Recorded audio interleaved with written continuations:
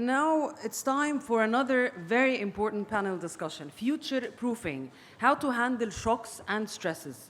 In a world of rapid change and unexpected events, adaptability and to be ready in the future has become very essential skills for governments, businesses, as well as individuals. That's why it's very important that we're going to hear from our speakers during this upcoming panel discussion about their experiences, about their strategies on how to tackle unexpected changes in the future, also on how to ensure sustainable growth. This session will be moderated by Mr. Steve Shepperson, board member of the Global Alliance for Public Relations and Communication Management. We're honored to have a distinguished panel of experts and decision makers. Ayman Ismail, chairman of the board, UN Global Compact Egypt Network. Dr. Rawya Mansour, founder and chairwoman, Ramsco for Trade and Distribution. Irene Lungo, head of corporate affairs at Zambia Forestry and Forest Industries Corporation, PLC. Professor Justin Green, President and CEO, Global Alliance for Public Relations and Communication Management. Dr. Ibrahim Higazi, Professor of Marketing, the American University in Cairo. The floor is yours.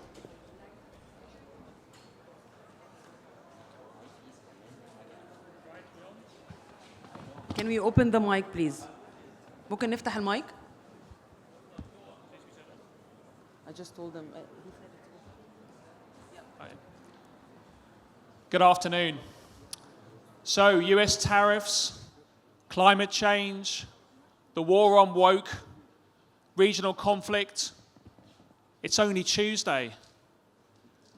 And when we talk about risk and future-proofing, it's a really important topic. We've talked today about Egypt's past, we've talked about Egypt's present, and now in this really, really esteemed panel, we're going to talk about Egypt's future and what we need to do to protect that. I'm going to ask each of the panelists a question in turn, and I'll introduce them as we're doing those questions. My name's Steve Shepperson-Smith, and I manage reputation for Vodafone Group. I also work in PR for Chartered Institute of Public Relations and the Global Alliance. And interestingly, for this panel, I think we've brought together a mix of marketing experts, global PR experts, and also visionary investors and business people within Egypt. So I think it'll be a really interesting mix of perspectives. Let me start with Ayman Ismail. Ayman, I don't need to tell you, you know this. Ayman's the founder and chairman of AI Capital. He's the chair of the UN Global Compact in Egypt. He's built a billion-dollar business. He's managed billion-dollar brands. And he's been a central part of shaping Egypt's Vision 2030. So Ayman, you know, I mentioned the war on woke. You know, one of the challenges that we came from the US, from the Trump government, is they've made words like ESG, EDI, really toxic internationally. For the UN Global Compact, is that a huge challenge? How do you think that investors and the public are reacting to those terms now? Is that sustainability challenge changing?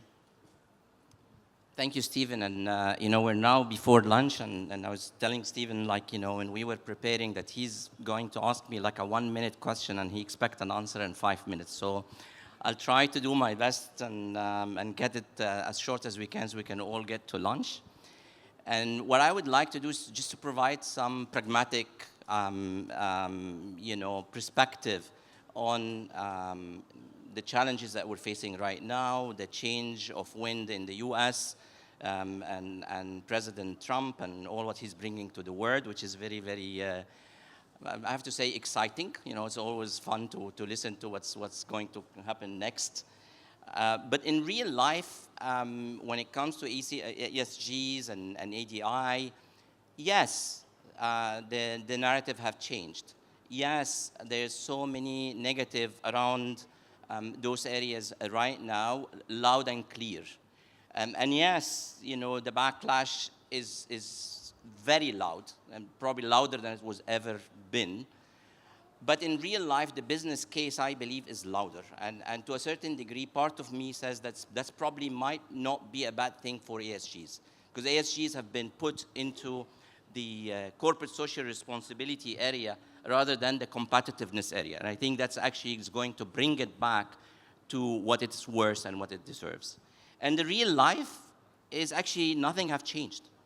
If we look at institutional investors like BlackRock, most of the global banks, most of the Gulf sovereign funds, that's actually investing a lot around the world right now, none of them have changed their questions. None of them have changed the way they evaluate businesses before they make any investment. They're all still asking, is your business has resilience into it or not? Is your supply chain green? Is your governance strong and transparent? And if the answer is no, they walk away. So in real life, yes, the narrative or the vocabulary have changed, but the reality remains the same. So basically, when people like Steve ask me, what it is and what is UN Global Compact, think of that, I say don't get distracted by this noise and follow the flows. And the flows today are still in the same place. The flows today are where business meets responsibility. Only business without responsibility is not going to work. So sustainability for me is no longer, and it's actually good that this is happening, because they're not making it any longer this corporate social responsibility geek or check mark or compliance. It is not. It is actually the global currency. If you really want to compete in tomorrow market and in the global market, you have to have sustainability. So what would that mean to Egypt? I've put few things that I believe is extremely, extremely important. And we've all talked today about Egypt, which I believe is in a unique position. We've all said that. We will all continue to say that. But today we talk about Egypt in a unique position as a nation that's full of opportunities that we all see. We've been hearing opportunity after opportunity today. But in real life, we need to move from the land of opportunity to the land that actually must be ready to face the shocks that the global will present. Because in real life, as much as we're all happy about technology and what AI brings and all of that, that comes with a cost.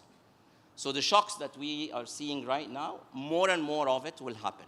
So actually being resilient is going to be very, very important. And I believe two main factors would be very important for us to compete in the future market. One is to be resilient to the external factors, whether geopolitical, economical, you name it. I think, we have seen, I hate to say that, and I hate to be the one on the negative side, but I think we have not seen it all. I think more will come. So we have to sort of say, resilience becomes like business as usual, rather than basically that we are seeing a shock and then we will move from that shock. The other area is getting ready, and readiness for the future will be very, very important. So I believe Egypt should focus on three main priorities to win in the future. First one is resilience in the marketplace.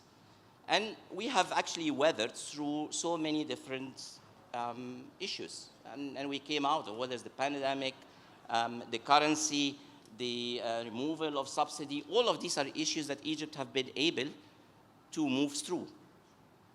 But how did we do it? We did it by looking at the shock and working around it, right?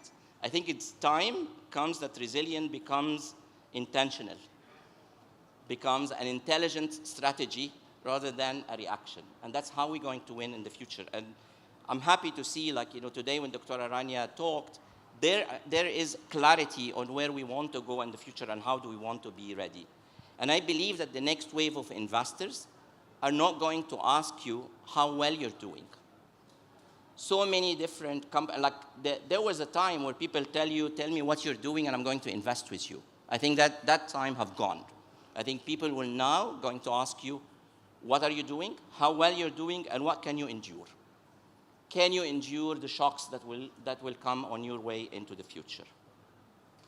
The second one that I believe that we should be focusing on is basically readiness for experts. Because honestly, without experts, I think our chances as Egypt to compete in the marketplace would be very slim, to say the least.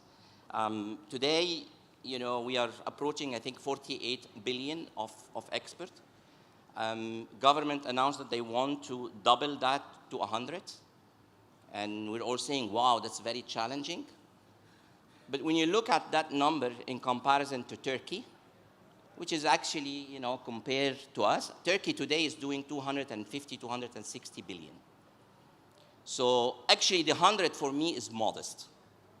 So we really need to focus on the expert, because expert is going to be the key for Egypt's future. And to say the truth, we've seen some good progress. I think some of the action that the government is doing right now is the concession of the 3 billion, the investment in green energy. All of these, for me, are not green or not an environment win. They are an economical win, because if you want to win into the future, you have to have those kind of infrastructure on your backside. The third one that I'd say is extremely important for Egypt is basically investing in small and medium enterprise. Small and medium enterprise today, they represent 90% of the business in Egypt. They actually hire 89% of the new workforce. And no economy around the world succeeded when the SMEs were sick. So actually, very, very important that we work and focus on SMEs. Now, SMEs in Egypt are handicapped, especially when it comes to export, because many of them are not ready with their sustainability, their SG certificates. They are not ready. They don't know how to do it. And that's very, very important that we do a step change in that area to make those, because actually sustainability has to be inclusive.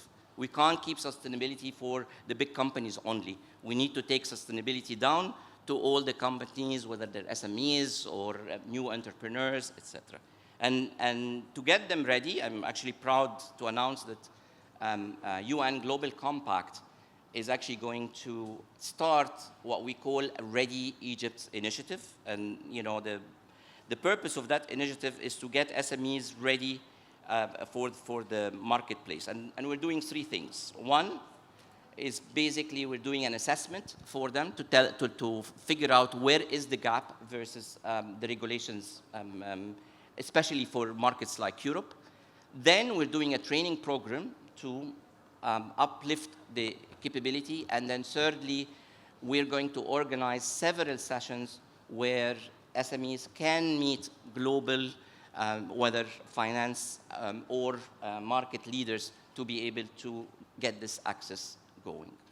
And in closing, because I know you want me to close right now, and in closing, I believe that Egypt has an amazing opportunity. But I really, really believe it is time that we capture our opportunities not through looking at the past, but through looking at the future and being ready to the future. And I really wish that we as policymakers here, business people, entrepreneurs, we all come together to make that dream a reality. And I believe, and I really thank you for narratives and for all what is doing, Lamia. You're always bringing us here, but I believe I want this story not to be told in the summit, but I want this story to be told in our actions, in the results that we provide. And maybe next year, we will give Lamia a challenge where basically we have so many different success stories that she cannot even, choose which one to put on the podium here. So thank you very, very much, and I'm looking forward. Fantastic, thank you so much. So, conscious capitalism isn't dead. Fantastic news. and your three things for the future: resilience, readiness for exports, and what I'm going to call remarkable SMEs, to get the alliteration. You're welcome. I won't even charge you consultancy money for that. Let's move on to Dr. Rawya Mansour. And obviously, you gave us that really inspirational talk earlier. So everyone here, I think, knows who you are. But let me just reiterate that you're one of Egypt's leading visionaries and entrepreneurs, the founder of Ramsco, of course, and also the only Egyptian woman to reach the final list of influential African leaders. And it's such a great honor to be leading a panel with you on it. Thank you. Thank you very much. The honor is mine. It was really interesting to hear Ayman talk about the fact that, as I say, conscious capitalism continues, the desire to have ESG continues, but yet the problems, continue as well. Water scarcity in this country is a real issue. Food insecurity in this country is a real issue, as you said earlier with eco-villages. So what does this country, what does this region need to do to really prepare for the future? How do we really tackle some of those big sustainability challenges? Well, the water security problem is a very big issue. But I see also we have, according to the United Nations, Alexandria is going to be inundated. And 6 million people will have to leave the north coast going downwards. I think the country should start preparing for that event. And we should find technologies that plant the desert. There are technologies. And I think all the products, the organic products that we have, and I'm sure Tara agrees about that, because yes, to go out to the desert and start creating those zero-waste eco-villages. Not only will this help the country, because we have a gas problem, they turn all the gas into fertilizers, while we are just not using the 35 million tons of agricultural waste that we can recycle back into fertilizers. And this also allows us to use less water and not to pollute the aquifers. This will also be creating millions of jobs if they do each a village around. I did a study. If you do a village of 1,000 people, of 1,000 acres, we have enough waste to plant 1.5 million acres. I already gave the study to in the previous before the revolution. I gave it to the wife of Mr. Tantawi, and I left before I could see the results.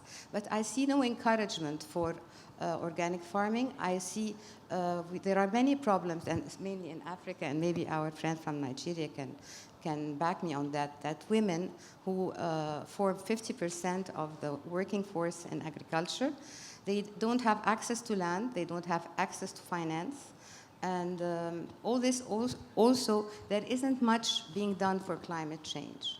If we do those villages, we are talking about afforestation. You're going to be sequestrating back the carbon that is being wasted back into the soil, and this will also stop climate change. Climate change is not about deforestation. Nobody's looking at our part of the world as a solution for climate change, although the whole world is suffering from it. And we see all those I went to COP 12, it was to be or not to be, COP 29 or 27 in Egypt. Nobody has a firm solution, and you see all those presidents flying left and right, and just being there, and nobody's coming with an answer. And also the finance that was promised by the United Nations for climate change, there isn't any finance that is on the table to help people like us Egyptians we are not polluters. We are going to suffer from the polluters in China and the people who weren't using proper industries, and yet we are culprits of what happened, and nobody's helping us to develop our rural development. Also, if you speak about agriculture as one of the main sources for finance and for the GDP, Africa, we still import around 60 billion, I think, worth of food, although we can be self-sufficient. And food security is one of the main issues for political stability. And also by employing all those people, you'll solve the problem of Europe immigrating, trying to find jobs. So we must create jobs. We must have help from the developed countries and from the you know, other countries like, now I can't talk about the United States because it is out of question, but all those, you know, other countries that cause the pollution, they must participate in the agony we are passing through. And I think like 2 years ago, we were at 6 cubic liters per person, and in 2025 will be around 0.3. So we have to find a solution, and I think the solution is by using biotechnologies and also marketing by using AI. But I love AI, but at the same time, I'm afraid that AI will take the jobs from people. So I think investing into rural development in Egypt is the way forward, and then we'll export those goods, and it can happen in 1 year. The study that I did previously, but with the ACDI VOCA and with, you know, it was an American association, those villages were going to cost $7 billion. Imagine if they would have done it. How many people would we have employed? And you would have secure, proper food, not, you know, polluted. You know, I don't know why. Is there a lot of resilience for organic farming? Could it be, you know, the people, the big, very big companies, and the F1s, you know, the seeds where you cannot replant them again? So I think the way forward, one of the solutions for Africa is to create those zero-waste eco-villages, not only for Egypt. Fantastic. So replant the deserts, reuse waste, create millions of jobs, and really start to solve some of the global climate crisis from here. Thank you very much. You're welcome. It's my pleasure. Thank you. Yeah, no, it's good.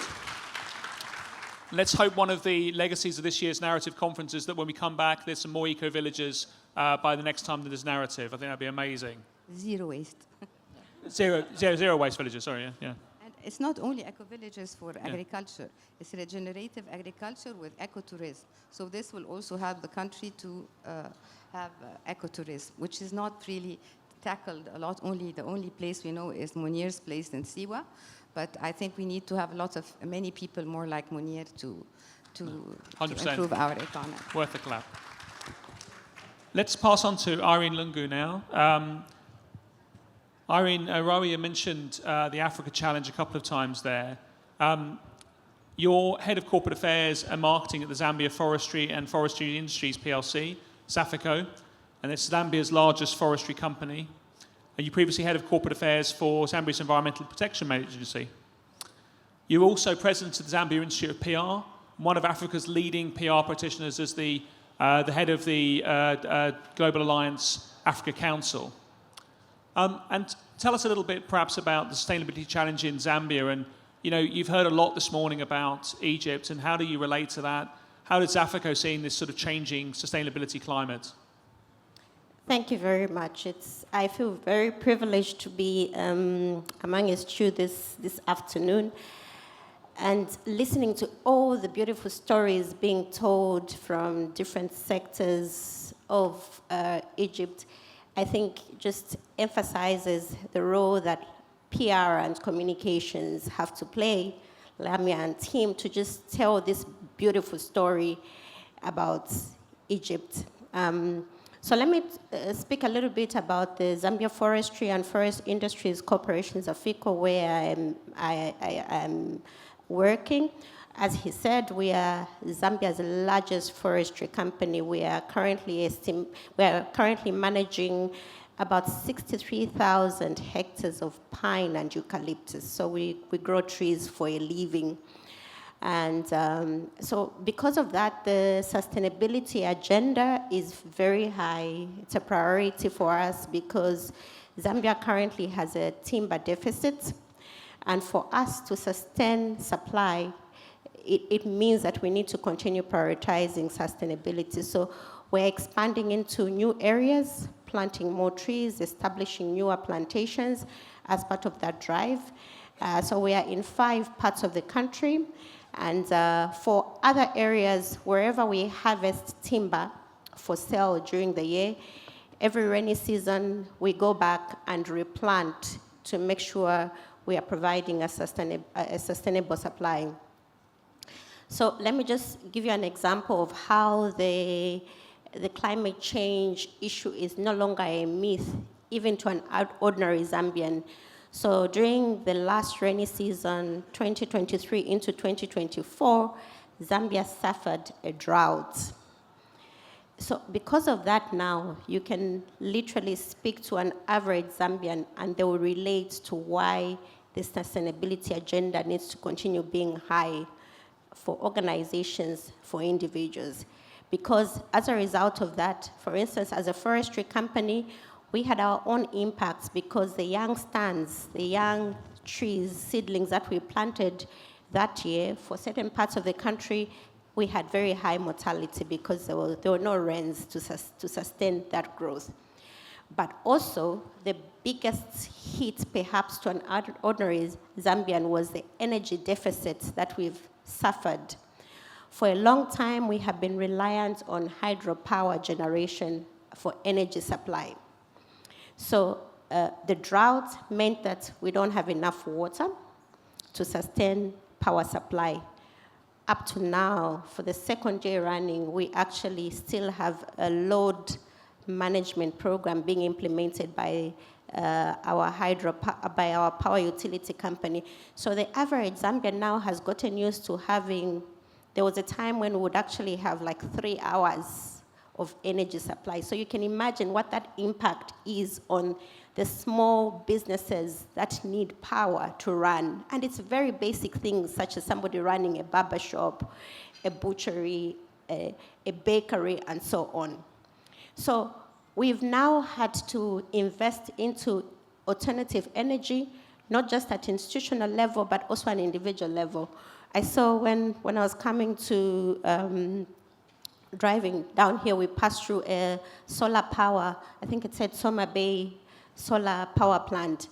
And I can tell you that in Zambia now, the sustainability agenda into alternative energy sources is so high at institutional level, even at individual level. We've had to invest in solar energy for power supply in our homes to sustain a seemingly normal lifestyle as at ordinary level. So as he said, previously perhaps so the ESG agenda is becoming more and more prominent, not just for companies like Zafico as a regulatory requirement for a listed company, but also because as corporate bodies, individuals and communities want to see responsibility towards caring for the environment.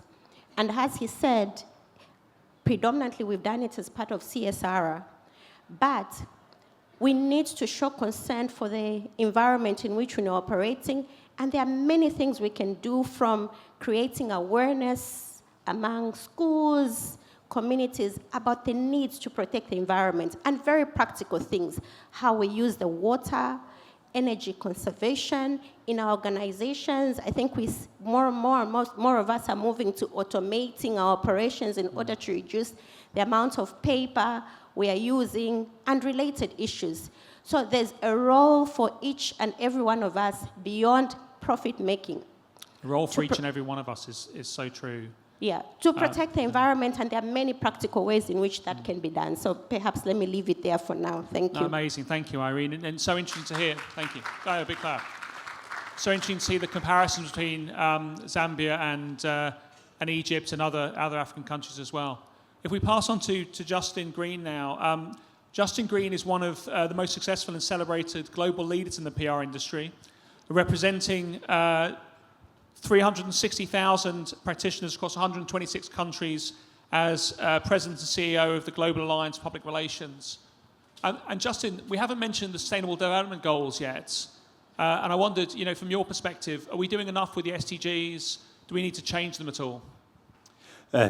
Thank you, Steve. Well, first off, I want to say thanks very much for the lovely invitation to you and I think everyone on the narrative team, and I think they all deserve a round of applause. All the narrative team, all the people that have been helping us get here throughout the day, showing us what to do and what not to do. There's a lot of cultural differences and they've kept us on the straight and narrow. So first off, assalamu alaikum. All right. Now, that's the extent of my Arabic, and it's the first time in Egypt. So I'm actually having a wonderful time, and it's a very, very beautiful country.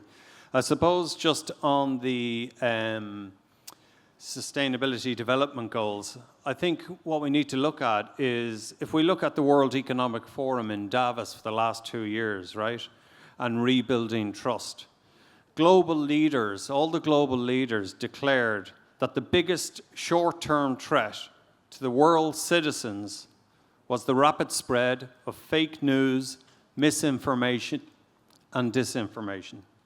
Also, the UN actually stated that it was one of the biggest and most urgent tasks of our time. And indeed, in a recent UN survey among their staff, 80% of respondents said that harmful information was actually endangering them and the communities they served. So responsible communication is one key element in where Global Alliance is actually pushing forward and encouraging.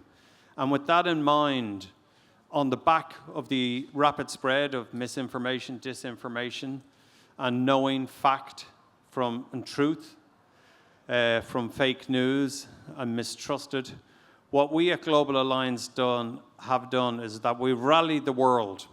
Okay, it started about 1.5 years ago, and we're calling on the United Nations to add an 18th goal to the Sustainability Development Goals, and that being responsible communication.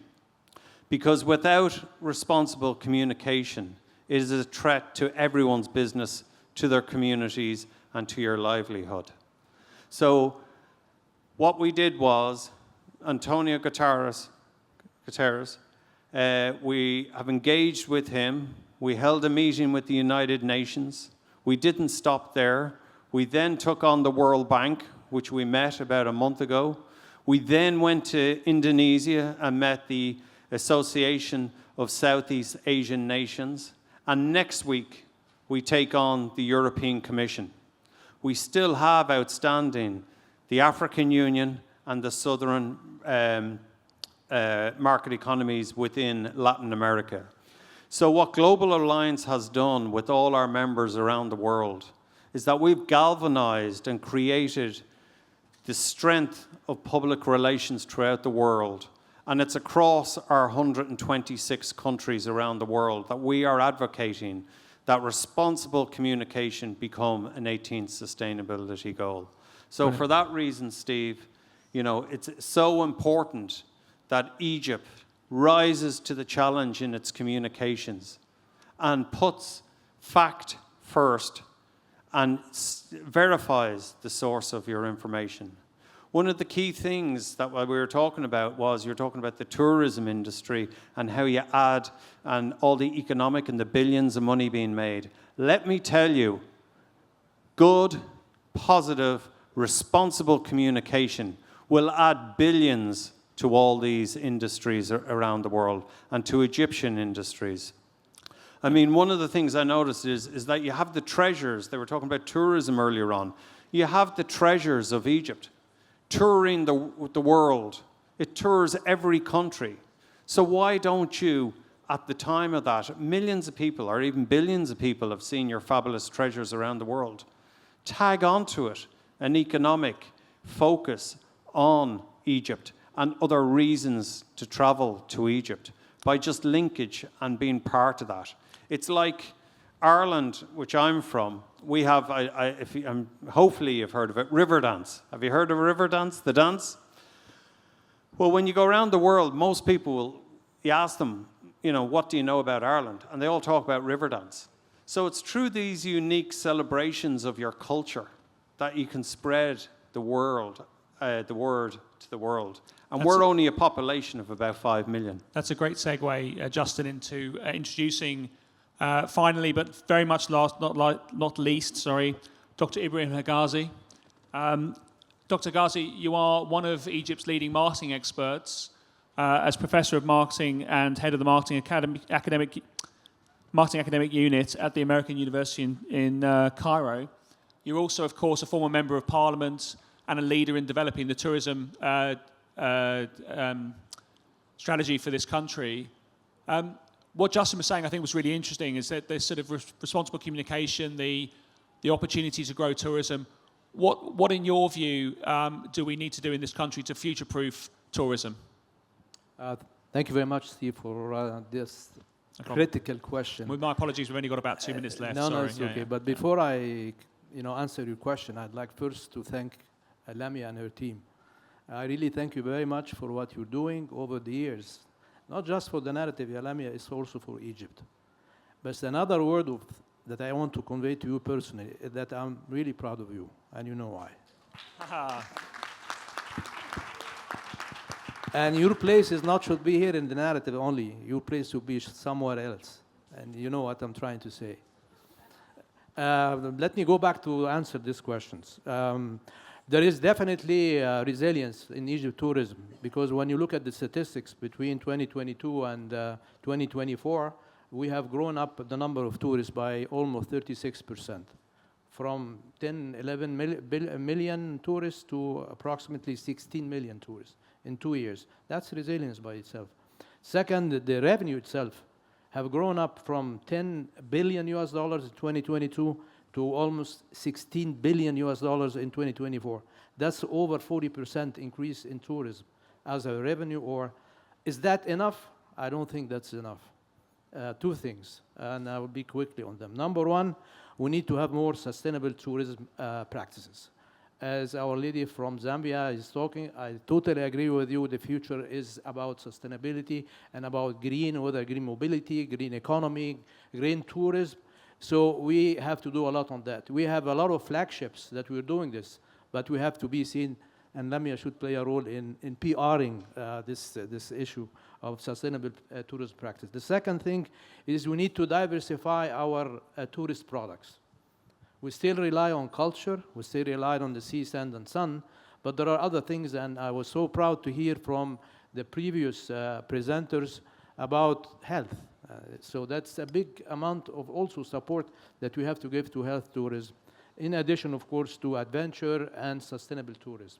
We have a lot of natural habitats in Egypt that are not really capitalized on, and that's part of what we need to change. In marketing terms, and this will end my points, there are two things that I need to make sure that we all understand.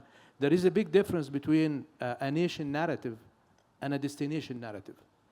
Because in a destination narrative, and I was so happy to hear one of the previous presenters, I hope she's still here, because was very flattered by her presentation, that it is much better than many officials who talk about tourism. When she talked, her name is Amy Moafi?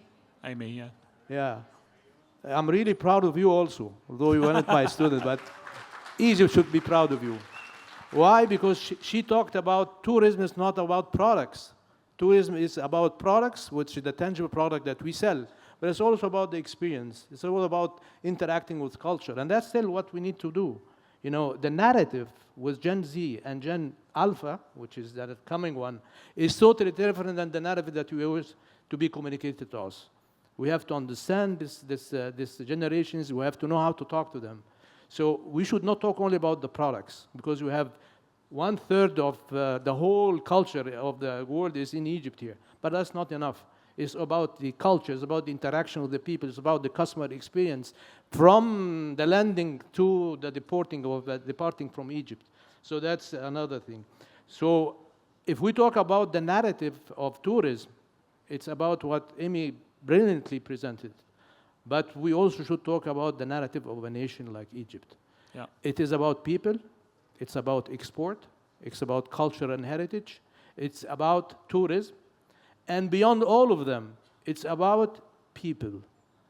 And when you talk about people, we talk about the number of people that have been presented here.